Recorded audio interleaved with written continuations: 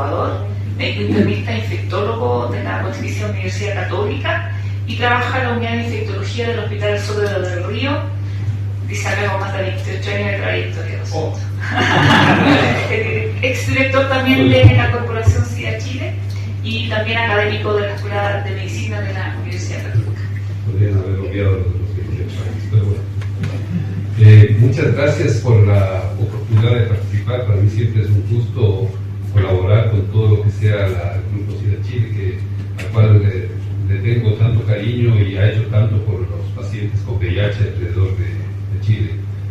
Este tema es un tema, aunque el título es envejecimiento y VIH, es un tema de mucha actualidad, y mucha actualidad porque está sucediendo que la mayoría de nuestros pacientes lo van a ser pacientes de la tercera edad, y es importante saber qué vamos a hacer con ellos en cuanto al manejo de lo que son las neoplasias.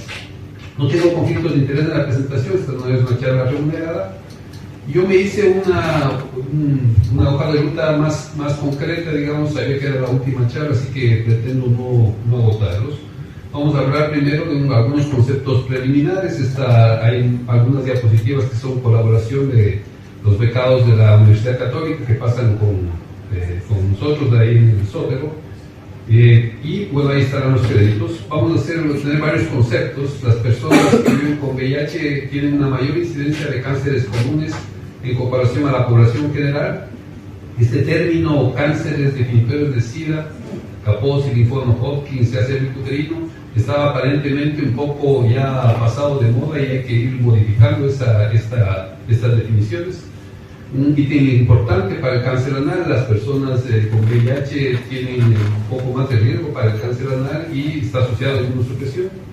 Como todos sabemos, el tratamiento del VIH disminuye la aparición de SIDA y aumenta o recupera la función inmune y obviamente la supervivencia.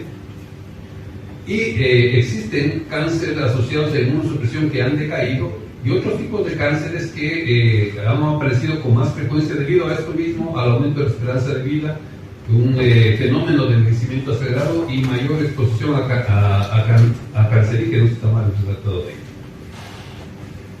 El término retirada de cáncer definitorio de SIDA es un término que debería ir desapareciendo. El problema está que la gran mayoría de los estudios están hechos utilizando este concepto, un cierto cáncer asociado al SIDA y otros no asociados.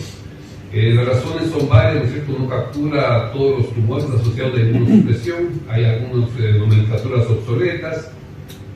Incluye el cáncer cervicuterino, que es un cáncer que se ve también muy frecuentemente en otros grupos de pacientes. Y los cánceres con especificidades individuales, hay diferencias biológicas, diferencias clínicas, nuevas terapias que realmente hacen que esta clasificación antigua debería pasar un poco o ser modificada. Hay un grupo de trabajo que aclaró eso, ¿no es cierto? Que esto está un poco obsoleto, debería haber una eliminación gradual. Se debe considerar por separado cada tipo de cáncer, y con base a los datos acumulados la idea es que se actualice esta clasificación. Uno se pregunta ahora de qué tipo de paciente es el paciente de edad, el paciente entre comillas viejo que estamos viendo nosotros en la consulta, ¿no es cierto? Y a modo de simplificar la cosa, yo busqué algunas referencias y es realmente un grupo bastante heterogéneo. En primer término están los que todos conocemos, ¿no es cierto?, los viejos cracks, ¿no es cierto?, esos pacientes que han sobrevivido a todo el transcurso de la epidemia del VIH. Yo les digo a los becados que rotan con nosotros que cuando vean un paciente que lleva controlándose más de 20 años, tienen que hacerle una venia, ¿no es cierto?, y saber que esa persona ha sido un luchador, ¿no es cierto?, un individuo que ha tolerado consumir 14, 18 comprimidos al día durante sus varios años, ¿no es cierto? Ha sufrido los eventos adversos de esa terapia, y que llega después de 20, 25 años de seguirse controlando con nosotros es realmente admirable.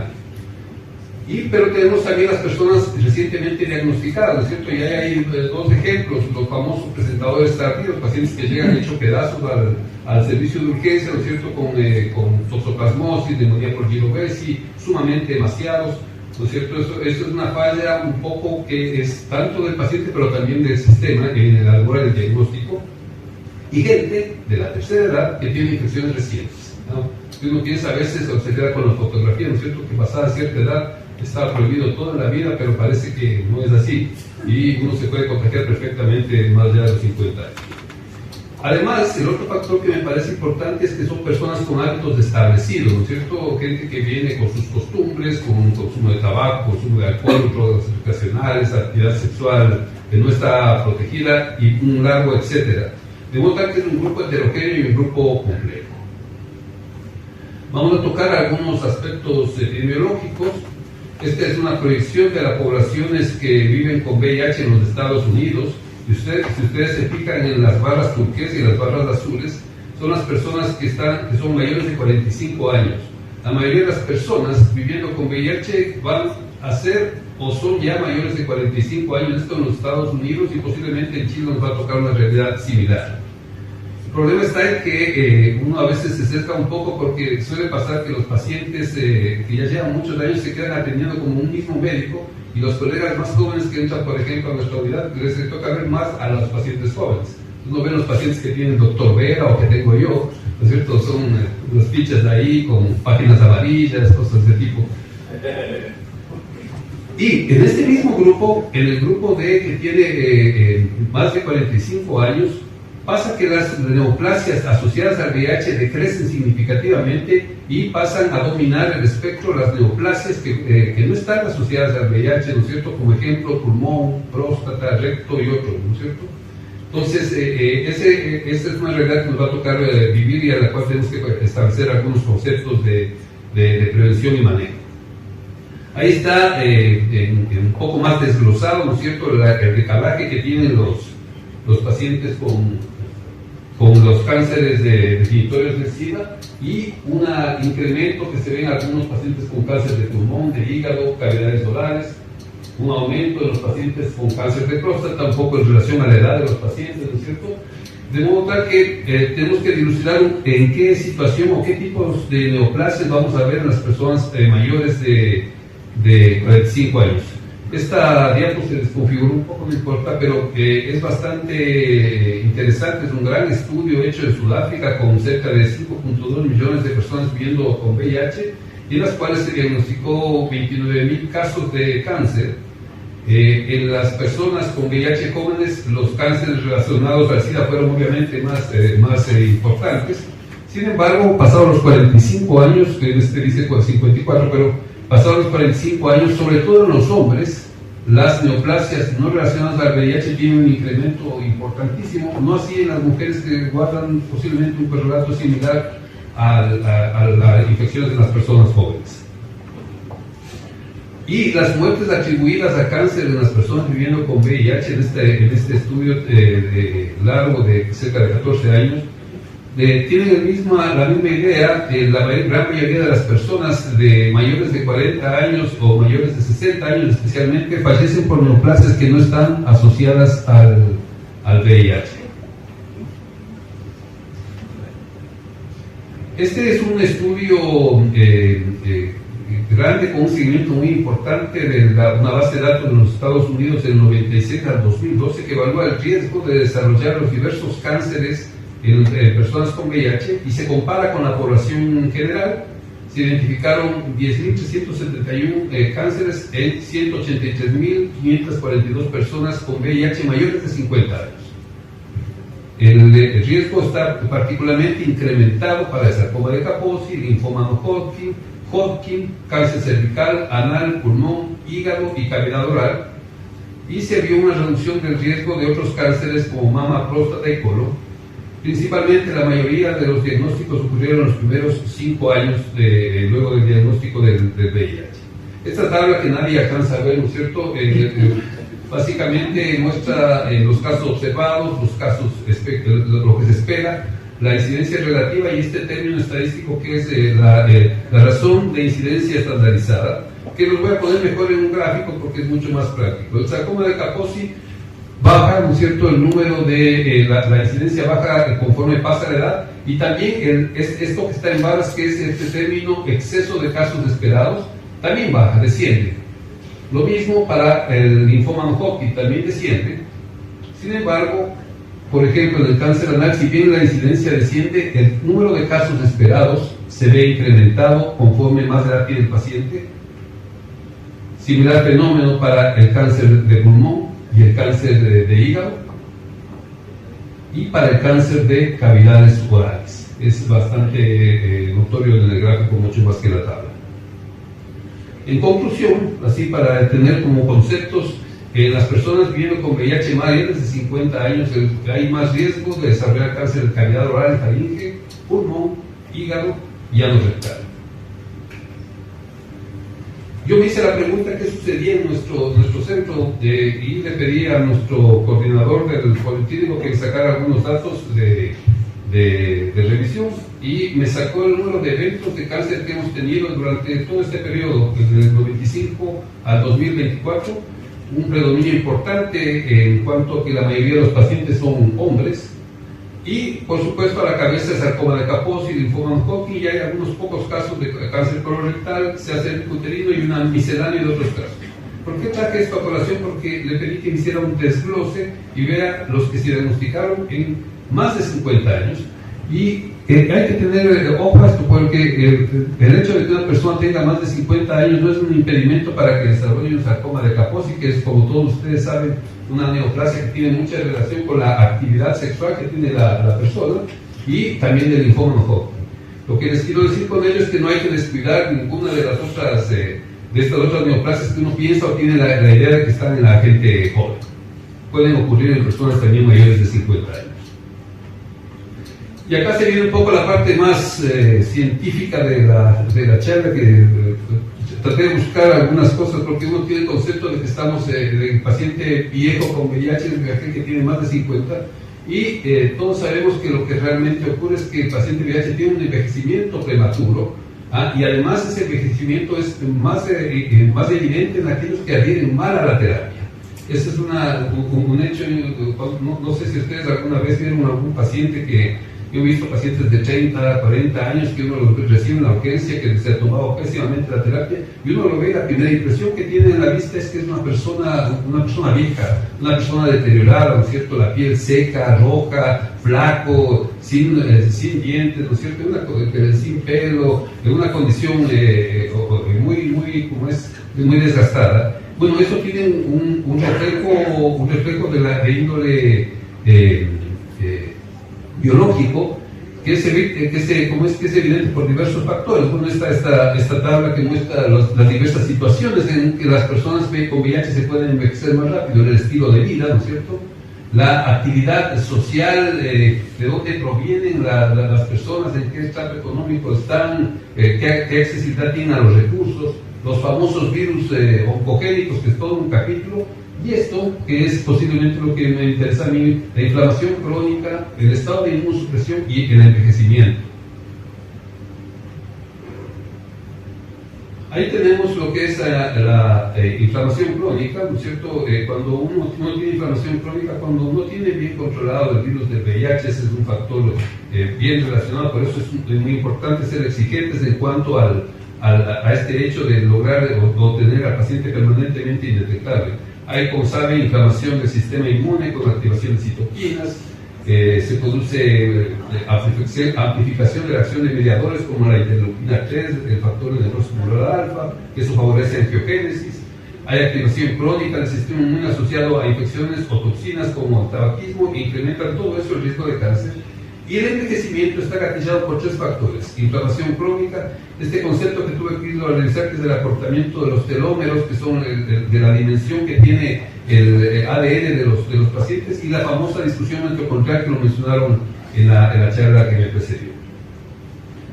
Este estudio les invito a que lo vean, es muy entretenido. Es un estudio que evalúa a personas, hace una comparación entre 49 personas viviendo con VIH que fueron diagnosticadas precozmente y un control en 23 pacientes sanos. Estas personas, hay un grupo que es de los no suprimidos, 14 pacientes que iniciaron terapia a los 5 años, tienen 21 años de tomar terapia antirretroviral y desarrollaron un 29% de comorbilidades. El otro grupo es un grupo que suprimió tardíamente, está suprimido, pero se demoró en suprimir, y son pacientes que tienen fisioterapia a los 4 años, tienen 22 años de experiencia en terapia y un 48% de comorbilidades. Y el tercer grupo, que son apenas 6, que son tempranamente suprimidos. Estos niños, estas personas que al poco tiempo de saberse la transmisión, de haber detectado la transmisión vertical, se inició terapia antirretroviral, un promedio de 0.3 años, tienen un seguimiento de 21 años y desarrollaron un 16% de comorbilidades. A estos pacientes les hacen un control de diversos marcadores de envejecimiento, como son el porcentaje de activación de CD4, el porcentaje de activación de CD8, el porcentaje de CD4 senescentes y CD8 senescentes, varias otras pruebas que hicieron, y ustedes se fijan, solo los pacientes que lograron tener terapia tempranamente supresiva, early suppression, ¿no es cierto?, en todos los casos logran tener niveles de estos marcadores cercanos a cero. El paciente, tanto los que no están suprimidos o los que suprimieron tardíamente, tienen valores similares, no tienen diferencia estadísticamente significativa. Y lo mismo en cuanto al ADN proviral, la diferencia entre los no suprimidos y los suprimidos tardíos es prácticamente similar, y en los tempranamente suprimidos se pueden comparar a los pacientes o a los controles sanos. Entonces, muy importante el inicio de la terapia de modo precoz, y una terapia además que sea vigilada y eficiente. Eso de ver la carga viral del CD4 en los controles, posiblemente a las personas que estamos viendo, personas con VIH, debe seguir siendo el centro de la atención y ser lo más exigentes respecto a eso. Otra cosa que me encontré bien interesante es un asunto que se llama la metilación de ADN. Fui a estudiar ciencias básicas, entonces yo honestamente no sabía en qué exactamente consistía la metilación del ADN. La metilación es una modificación epigenética mediante la cual se añaden estos grupos metilos que están acá al DNA de las células somáticas en una zona específica de un nucleótido de la citosina, y existen patrones. Esto es un fenómeno normal, existen patrones que pueden, de metilación, que pueden ser normales y pueden ser anormales. Y estos patrones anormales se asocian habitualmente con problemas de silenciamiento genético. Si este fenómeno de metilación se produce en el centro del material genético del ADN, se puede generar bloqueos en la transcripción, y eso va a favorecer que se expresen genes tumorales y oncogenes. Entonces, hay patrones de metilación que pueden asociarse al diagnóstico y pronóstico del cáncer. ¿Por qué les traje esto? Porque acá hay un trabajo que está recientemente está en proceso de publicación en el Clinical Infectious Disease, que estudia los famosos predictores epigenéticos de envejecimiento acelerado como marcadores que predicen mortalidad de la población general. Esto ha sido explorado en personas que no tienen VIH, y este es el primer estudio que explora en personas con VIH con supresión viral sostenida. Fíjese, una mediana de supresión de 6.5 años. Se evalúa al inicio del trabajo en pacientes regulares, tomando su terapia con indetectables en ese periodo de tiempo, 8 patrones de metilación del DNA, que son los llamados relojes epigenéticos. Se estudian otras cosas como derivados del componente principal del ADN y estimadores de longitud del telómero, pero nos vamos a concentrar en los patrones de metilación. Durante 10 años de seguimiento, lo que hicieron en este estudio es reportar eventos asociados al SIDA y eventos serios no relacionados. Ahí está el número de pacientes, 216, promedio de edad 49 años, relación de predominio de hombres, fumadores importantes 77%, OH moderado a severo 4.6, pacientes que tuvieron una DIR de CD4 de 182 y un CD4 al inicio del estudio de 706, o sea, inmunocompetentes. Años desde el diagnóstico, fíjese, 15.2 años, presencia de virus de hepatitis C o hepatitis B, un 12.5 y un 3.7% respectivamente, y solo un caso de un cáncer relacionado al SIDA, entre comillas, que es el cáncer cérvico-uterino, y un buen número de eventos de cáncer no relacionado al SIDA, 6 de pulmón, 6 colorectal, 5 de próstata, cabeza y cuello, etc. Murieron en este periodo de estudio 17 pacientes. ¿Y cuáles son los resultados? Bueno, esto que estoy mostrando de ahí, este patrón epigenético, se llama PC Green ACE4, incrementó 3 veces el riesgo de cáncer asociados no asociados, perdón, al SIDA. Este otro marcador, el Pheromone Hedge, incrementó 2 veces el riesgo, y un tercer factor, que es el B1, B2, se relacionó con un incremento de 4 veces en la mortalidad. Esta es una cosa nueva que se viene, un avance en la medicina, que mediante ciertos marcadores nosotros vamos a poder predecir un poco la posibilidad de que una persona desarrolle un cáncer y la probabilidad y el riesgo de mortalidad. Yendo a asuntos un poco ya más prácticos, ¿no es cierto? Traje este acápite derivado del estudio START, que es un estudio que evaluó la cualidad que tenía la terapia antirretroviral en reducir el riesgo de cáncer relacionados al VIH. Este estudio consistía en 2 ramas, en las cuales a unos pacientes les daban terapia antirretroviral inmediata y a otros les esperaban que baje de 4 a 350. Eso en la actualidad es impensado, ¿no es cierto? Pero eso así se hizo en algún momento, y es útil este estudio porque hubo una rama de suspensión inmediata en la cual hubieron 14 eventos de neoplasias, y una rama diferida que hubo 39 eventos de neoplasias. Hay un menor riesgo de desarrollar neoplasias asociadas al VIH con inicio precoz de la terapia, eso no es novedad para nadie. Sin embargo, el riesgo de neoplasias no relacionadas al VIH no se relacionó con el inicio precoz o tardío de la terapia. Y existió en general un riesgo de 64% cuando se inició la terapia precozmente. Hay otros factores, y por eso es importante este estudio, ¿no es cierto?, como la edad, las características socioeconómicas, la presencia de obesidad, el nivel de CD4 con el que parte el paciente, el baseline de HIV, que fueron muy relacionados a la presencia de cáncer, de las neoplasias asociadas a la infección por VIH. Sin embargo, solo 2 factores se vieron en los que pacientes que no tenían neoplasias, asociadas al VIH, que es la edad y el nivel inmunitario. Y para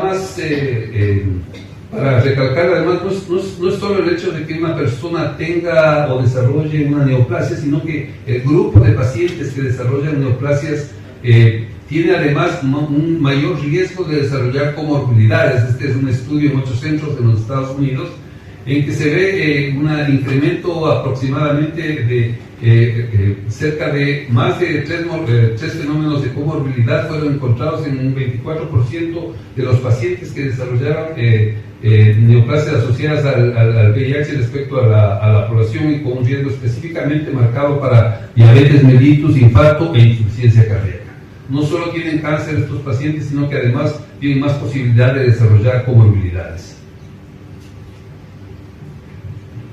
Muy bien, entonces, ¿cuáles son los factores del riesgo de cáncer del paciente VIH adulto mayor que nos competen directamente a nosotros? Es cierto que es sumamente importante saber manejar los hábitos, las condiciones de vida que tienen las personas, pero al médico infectólogo que ve al paciente es muy importante evitar que el paciente esté con la carga detectable. Eso que el paciente ande con 100, con 500 de carga viral, ¿no es cierto?, y no pasa nada. Bueno, sí pasa. Este es un fenómeno que se asocia directamente a la formación o a la posibilidad de tener cáncer. Varios factores ahí están enumerados. Hay sinergismo con otros virus broncogénicos, ¿no es cierto?, el virus del sarcoma de Kaposi, el herpes 8, ¿no es cierto?, el virus del papiloma humano. Hay desregulación del ciclo celular, bloqueo de función genética de supresión tumoral, como vimos en el asunto de la metilación del DNA. Inhibición de la actividad de telomerasas que genera una inestabilidad cromosómica, alteración de la función reparadora de DNA, inducción de la angiogénesis tumoral, como es muy evidente en el sarcoma de Kaposi particularmente, genera un ambiente que facilita la acción de carcinógenos exógenos, y un efecto directo que tiene una cantidad de estudios respecto a los elementos que forman el propio virus del VIH. Eso asociado al envejecimiento, a los malos hábitos, a la misma terapia, son gatillantes de la formación de neoplasias en el adulto. Y algo que no debemos olvidarnos, que con alguna frecuencia yo creo que se nos pasa a todos, es el tamizaje de neoplasias del paciente VIH.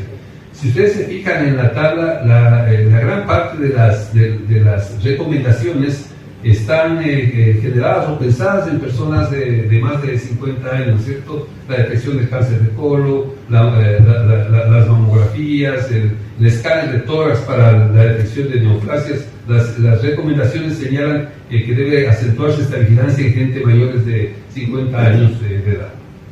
Y lo mismo para lo que son las neoplasias de origen pélvico, ¿no es cierto? Pues algo el cáncer cérvico-uterino, uno tiene que tratar de buscar esto de modo dirigido. Fíjense, antígeno prostático específico debe realizarlo 1 a 4 años entre 50 y 70 personas. Yo le pido todos los años a los pacientes, la verdad, pero la recomendación está en ese aspecto. Y quiero hacer un acápite especial en el cáncer anal, que es un asunto que estamos nosotros un poco al debe, ¿no es cierto? Hay grupos que están haciendo investigación, pero no tiene la búsqueda de cáncer anal no tiene un algoritmo validado, el PAP anal.